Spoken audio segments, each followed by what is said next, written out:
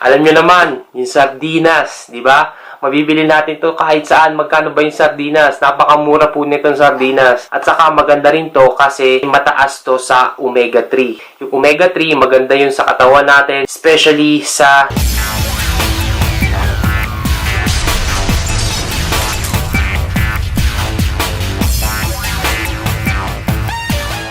Hi guys, Arjo Bautista po to and welcome to Pinoy Fitness TV. Ngayon po sa video to magbibigay ako ng top 5 budget protein. Ano ba yung top 5 budget protein? Ito yung budget protein, sinasabi nila kung wala kang pambili ng protein katulad ng chicken breast or whey protein powder, itong video to para sa ito. Especially kung isa kang estudyante or nagpa-part-time ka lang, syempre wala kang masyadong budget para pambili ng mga mahal na protein katulad ng sinabi ko kanina, yung chicken breast or whey protein powder. So itong 5 top budget protein na to alternative to para sa iyo. So kailangan mapanood mo itong video ko simula ngayon hanggang matapos para magkaroon ka ng idea kung ano yung bibili mong protein kung wala kang budget. At saka bago ko umpisahan itong video guys, gusto ko lang i-add dito yung ginawa kong isang video 2 months ago. Sinabi ko doon kung ano yung pinagkaiba ng protein dun sa chicken breast at saka whey protein powder. Ilalagay ko yung link dito sa taas. Ito na naman tayo or dito sa kabila. Basta may lumalabas na icon dyan dito sa taas na yan ha. Pag lumabas yun, i-click nyo yun para maintindihan nyo kung ano ba yung pinagkaiba ng protein, yung whey protein powder at saka chicken breast. Okay, ginawa ko yung kumbaga itong video to, alternative to dun sa ginawa kong video. Okay, para maintindihan nyo kung para saan ba yung protein. At saka guys, last na bago umpisa itong video, kung bago po kayo sa YouTube channel ko, ini-invite ko po kayo mag-subscribe. Nagbibigay po ako ng free tips, free information at saka free advice about sa fitness, nutrition or sa diet at saka sa healthy lifestyle. At saka guys, nag-upload din po ako ng video once a week or every Friday. Pumunta lang kayo sa YouTube channel natin na every Friday para sa bago kong video. Pero kung ma-miss nyo man yung video ko every Friday, huwag kayong mag-alala. Basta i-click nyo lang yung notification button doon po sa baba nitong video para once na nag-upload ako ng bagong video, manonotified po kayo. Gusto ko lang din pong i-clarify na hindi ako doktor, nutritionist, or dietitian at higit sa lahat hindi rin ako professional bodybuilder. Pero meron po ako at least 7 years background sa fitness industry. Yung 7 years background na yun at saka experience, share ko po yun sa inyo dito sa YouTube channel ko para matulungan ko kayo na ma-achieve yung fitness goal nyo din o yung fitness body nyo din. Okay? So, umpisa na po natin itong video. So, itong top 5 budget protein guys, mabibili nyo ito sa kahit anong supermarket or sa kahit anong grocery store. Saka, try ko i-explain isa-isa dito guys, yung mga protein na makukuha nyo dito at saka kung ilang grams ng protein per piece or per serving ng mga pagkain dito para may idea din kayo. So, isa-isahin muna natin. Okay? So, yung una o yung number 1, parehas din yun eh. Para sa akin, ito yung top 1 ko. So, yung top 1 ko, teka, nandito sa phone ko, sinulat ko lahat yun eh. Minsan nakakalimutan ko. Ayun, yung number 1, ang kailangan nyo dito, yung itlog o yung eggs. Ayun yung number 1 na sinasuggest ko dito. Alam nyo naman, yung itlog, makakabili tayo nyan kahit saan. Kahit hindi sa supermarket, sa grocery, kahit sa tindahan lang, di ba lahat lagi may itlog. Merong mga iba't ibang klase ng itlog. May mga itlog na kulay brown, may itlog na kulay puti, may itlog na kulay purple. Meron bang itlog kulay purple? O itlog na pula? Parang ganon? Yun ba yan? O, yun. At saka, iba't ibang klase ng mga egg eh. Pero, ang sinasuggest ko dito, yung normal egg, yung kulay white at saka kulay brown, parehas lang yun. So, para sa akin, kung ano man yung itlog na bibili nyo, okay lang yun. At saka, sabihin ko rin dito guys, yung itlog, maganda yun sa katawan natin. Yung prefer na luto ko para sa itlog, kailangan i-boil nyo yung itlog instead na i-fried nyo. Kasi yung boiled, mas maganda siya. Wala kang hinahalo na kahit anong mantika compare sa ipa-fried mo o ipiprituhin mo yung itlog. Excuse me. So, ang isang pirasong itlog, ang makukuha mo dito, at least 6 grams to 8 grams ng protein. Okay? Sa isang itlog yan ha. Pero, ang sinasuggest ko, kung kakain kayo ng itlog, kailangan huwag natin kainin yung pula o yung yellow part ng itlog once na luto natin. Especially kung sinasabi nila na kainin natin kahit raw, yung hilaw. Hindi ko sinasuggest yun guys kasi una sa lahat, pwede tayo magkasakit doon, pwede tayo magkaroon ng salmonella kung hindi natin lulutuin ng maayos yung itlog. So, ayun yung number 1 o yung una, ito na naman, parehas din yun, na sinasuggest ko para sa top 5 budget protein natin. So, yung pangalawa, teka, nandito ulit, tignan ko lang ulit. Ayun, peanut butter. Okay? Yung peanut butter, mataas yun sa protein. At the same time, guys, take note nyo to, mataas din to sa fat intake natin. So, kung wala kang mabiling itlog, for sure may mabibili kang peanut butter. Pero itong peanut butter, mabibili mo to sa supermarket at saka sa grocery store. So, yung per serving naman itong peanut butter, ang isang serving nito, kung gagamit tayo ng isang kutsara, ang protein grams na makukuha natin dito, between 8 grams to 12 grams ng protein. Sa isang scoop yan or isang kutsara ng peanut butter. Nasuggest ko kung bibili kayo ng peanut butter, kung may makita kayong reduced fat, may sinasabi silang reduced fat peanut butter, yun ang kunin nyo instead dun sa regular or sa original na peanut butter. Especially yung mga crunchy, may sinasabi pa silang mga crunchy. Huwag natin kunin yun kasi una sa lahat mataas yun sa fat. Kung gusto nyo bumaba yung fat intake nyo, hindi ko sinasuggest yung original. Kung may makita kayong reduced fat, ayun yung the best. So, ayun yung pangalawa. Tapos ngayon naman, pumunta naman tayo sa pangatlo.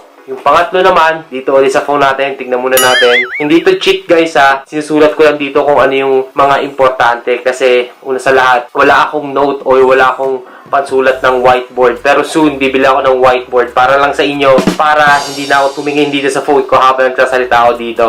Kasi minsan mahirap din eh. Dito ka, tapos dyan, tapos dito, dyan, di ba? So, kailangan isa lang. O kaya kung may whiteboard ako, susulat ko dito, saka sabihin ko sa inyo. Pero in the future video, guys, kukuha ko ng whiteboard. Promise ko yan sa inyo para isusulat ko isa-isa kahit hindi ako magaling sa spelling.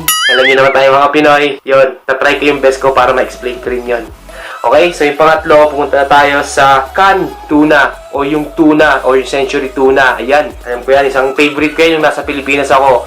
Yung century tuna guys, maganda to sa katawan natin. Or kahit anong klaseng tuna na nasa can, pwede yun guys. Pero may mga kailangan nating isipin bago natin bilhin to. Okay, isa-isahin ko yan. Pero sabihin ko muna, sa isang tuna, mataas yung grams ito sa protein. Depende sa laki ng tuna or depende sa laki ng can. Pero normally, ang makukuha nating grams sa isang can ng tuna is between 20 grams to 24 grams ng protein. Mataas siya. Pero, tandaan nyo to ha, sinabi ko kanina na may iba't ibang klase ng mga tuna.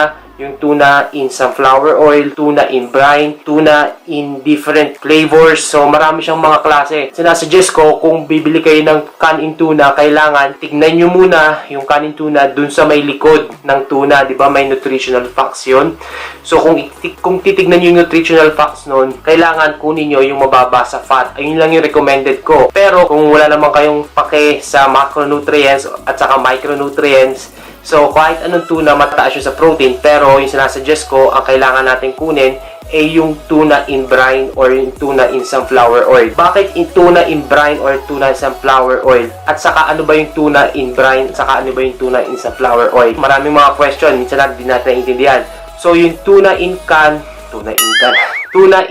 sunflower oil, ayun yung tuna na gawa sa sunflower oil. Kaya sinabi na tuna in sunflower oil, okay? Hinalo siya sa sunflower oil or niluto siya or pinakuluan siya sa sunflower oil para pwede natin kainin habang nasa kanin tuna siya. Iinit mo lang siya. Pero yung ginamit na oil doon ay yung sunflower oil, which is hindi ko masyado recommended, pero kung ang gagawin natin, kukunin natin yung tuna, tapos tatapon natin yung sunflower oil or i-drain natin, ayun yung maganda para sa tuna bago natin kainin. Yung tuna in brine naman, di ko alam kung meron to sa Pilipinas o dyan sa atin sa Pilipinas, pero dito sa amin, marami nitong binibenta na ganon. Yung brine, ayun yung parang tubig or preservative na nilagay sa tuna para pagkabukas natin ng delata o ng tuna, pwede natin siya kainin straight away. Ayun naman, mababa yun sa fat. Normally, wala yung fat. Sa isang kanang tuna, ang makukuha mong fat doon o yung fat content natin sa tuna in brine, mga 2 grams lang o to 3 grams. Pero yung tuna in sunflower oil, normally, ang makukuha natin grams na fat doon, 6 grams to 8 grams. Okay? So, nasa inyo na lang yan. Pero minsan, yung century tuna, alam ko, famous to dyan sa Pilipinas. Yung century tuna, maganda rin yun. Pero kung titignan natin yung nutritional fact ng century tuna, mas makakatulong yun kung makikita natin, mas mababa dapat sa grams ng fat yon. Kung 8 grams pababa, okay na yon. At saka dapat yung protein niya nasa at least 20 grams. Okay, yun yung sinasuggest ko kung bibili kayo ng century tuna. Di ba may iba't ibang mga flavor yon. So kung ano yung mas gusto yung flavor, ayun yung kunin nyo na lang. So yun yung pangatlong sinasuggest ko dito sa top 5 budget protein natin. So yung pang-apat naman, tignan ko ulit dito ha. Ito, tingin muna tayo sa cellphone natin. Ayun yung beans. Ito yung iba't ibang klase ng mga beans. Pwede yung black beans, red beans, green beans. Nilalagay ko lagi ito sa Instagram ko kapag kumakain ako ng beans. Kung nagpa-follow kayo sa Instagram ko, makikita nyo yan lagi ko kinakain yung beans. Una sa lahat, yung beans, mura yon. Ang isang can ng isang beans, mga nasa P lang yun dito sa amin. So, siguro lumalabas yun, mga 90p. So, sa inyo siguro, sa pesos, siguro wala pa yung 100, below 100 pesos yun. Pero hindi ako sure sa price ha. Pero yung sure ako dito, mataas to sa protein at the same time, mataas din to sa fiber. At saka, ito pa yung isa dito, maganda dito sa beans. Mababa to sa fat. Mataas na siya sa protein, mataas siya sa fiber. Yung carbohydrates niya, hindi siya ganun kataas, hindi rin siya ganun kababa. Tama lang siya. At the same time, yung fat content niya, napakababa. Wala siyang content na fat. So, yun yung isang maganda dito sa beans, sa iba't ibang klase ng beans. Ang sinasuggest ko, yung black beans, red kidney beans, at saka yung green beans. Yung tatlong beans na yun, yung lagi kong kinakain, or hindi naman laging kinakain, I mean, prefer ko sa lahat ng mga iba't ibang klase ng mga beans. At saka guys, ito, additional lang. May nagtanong kasi sa akin kung okay ba kainin yung pork and beans. Yung nasa dalata. Para sa akin, okay lang kainin yun. Pero, sinasuggest ko, wag natin kainin yung pork. Okay? Kasi yung pork, ayun yung mataas sa fat. Meron din siyang contain na protein, pero yung fat content niya mataas. Para sa akin ang kakainin mo lang dapat yung beans niya. Okay? Or kung may makita kayong beans lang, walang pork, yun na lang kainin natin. Saka, tignan nyo rin yung content ng sweet nun, o yung sugar content nun. Minsan mataas yun. Kailangan natin, kung nagda-diet tayo, i-reduce din natin yung sugar o yung sweet content. So, yung pang-5 o yung pang-last dito sa top 5 budget natin, ito yung pinaka gusto ko sa lahat. Hindi naman sa pinakamura, pero isa sa pinaka-convenient na mabibili natin kahit saan. So, ito muna, tsaka muna. Yung sardinas o yung sardines, okay? Alam nyo naman, yung sardinas, di ba?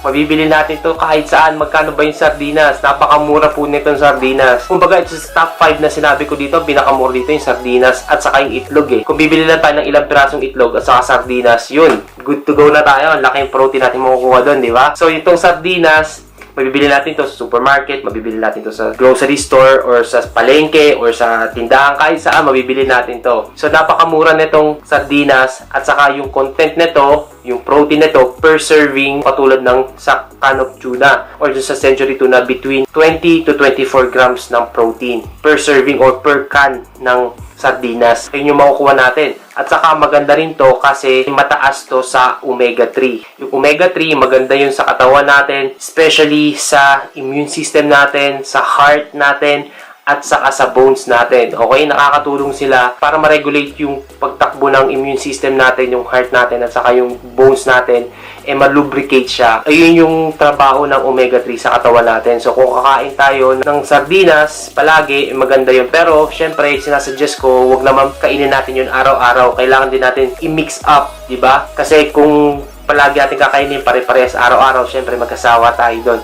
Pero at least meron kayo ditong top 5 na budget protein. At saka guys, additional lang ulit, itong sardines kapag kinakain natin, yung fat content niya, normally makukuha natin dito between 5 to 7 grams lang. So, medyo mababa siya, at the same time mataas yung protein niya. So, suggested ko talaga to, at saka very convenient pa siya, mabibilin siya kahit saan.